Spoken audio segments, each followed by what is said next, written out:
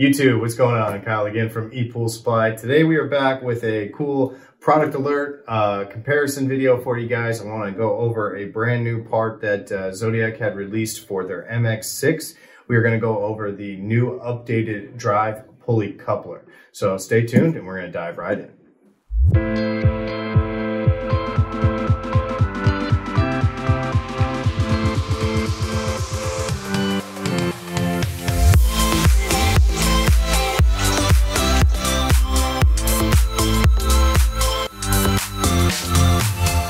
All right, guys, and we're back. So again, today we're going to go over Zodiac's new part. It is a new drive pulley coupler. So they originally did have a two-part system already included in the MX6. So we'll go ahead and dive in, tear this thing apart. I'll take out the old one for you guys and actually show you guys the difference.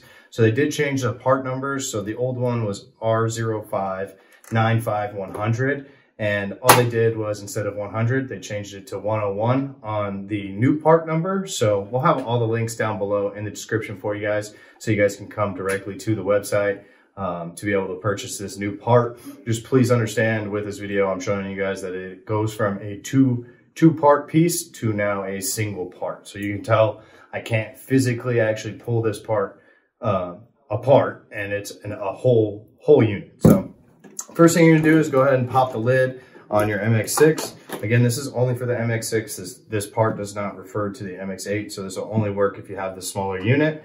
And then the next thing you guys are gonna do is you're gonna remove that middle engine housing like you guys do. So obviously with an MX6, you have the one ramp seal. You don't have the two ramp seal like you normally would with a MX8. So you're going to go ahead and remove the 6 screws that hold this on.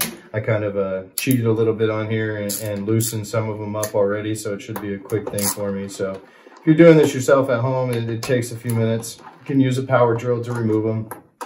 Just make sure that when you guys are tightening everything down, that you have a regular screwdriver around. So last thing you guys always want to do is start over tightening stuff and watch this get destroyed. So we'll go ahead, remove the notorious 6 screws. Again, if you guys want to know what those 6 screws are, we do already have a video completely rebuilding this, and we'll have that link in the description as well for you guys. So if you guys need to know specifically which 6 screws I'm talking about, check that link out. Otherwise, they're just the 6 top screws that you can normally see here on top of the engine housing. So I already kind of pre-loosened them, like I said. Pull it off, set that off to the side. So now you have access in here to actually see the full internals. So you have your one drive shaft, you'll have your engine assembly, and then over here located on this other side, opposite from your gearbox, will actually be the drive pulley coupler that I was discussing. So this is the two-part system that they have now transferred into this one part.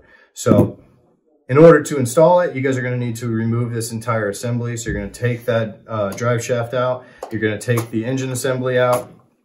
Again, if you guys want to know how to do all those all the way from start to finish, make sure you guys check out the links in the description. We'll already have a video for you guys on doing that, but bear with me while I go ahead and remove these. So here's one part that's attached to the side of your engine. If you have the older coupler, here's one part to the coupler, and then of course your other part is what the actual track on the outside edge rides on. So we'll go ahead and just remove the track, make this easier so I can pull this part out.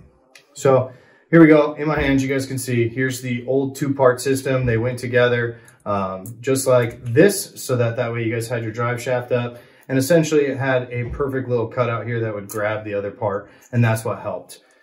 They eliminated it being a two-part system. They eliminated this little part with the teeth grab and turned it into an all-in-one part. So the bearing's still stuck on it like it is in the original, so you can't actually remove the bearing. So again, if those things go bad, you're gonna need to buy a whole new part. You guys can't just buy one separate piece like you could in the past and be able to keep the other part. But all they did was, in order to make sure that this part stayed steady and stayed connected inside the cleaner and didn't slip out the side or off the track, this was the best way they could do it, by making sure that those parts did not separate from the inside of the cleaner. So I'll go ahead and rebuild it. So you guys saw me take out the two-part system here. So I'll go ahead and reinsert the one-part system. Again, you're gonna start from the outside in, and then you're gonna go ahead and kind of line up that part on the outside for you. And inside, they actually have a track system here that's already lined up for you. So I'm gonna go ahead and stick that in there, and we'll get our engine assembly in. with me. It can be a little finicky if you're not used to doing it. But as you guys can see just right here, without even incorporating the drive shaft to the other side of my assembly here, you can tell everything is free moving just like it normally would as the 2-part system, now down into that 1 part. The only glory with this is you do not have to worry about this actually sliding out and causing more damage. So I'll go ahead and reinsert my drive shaft.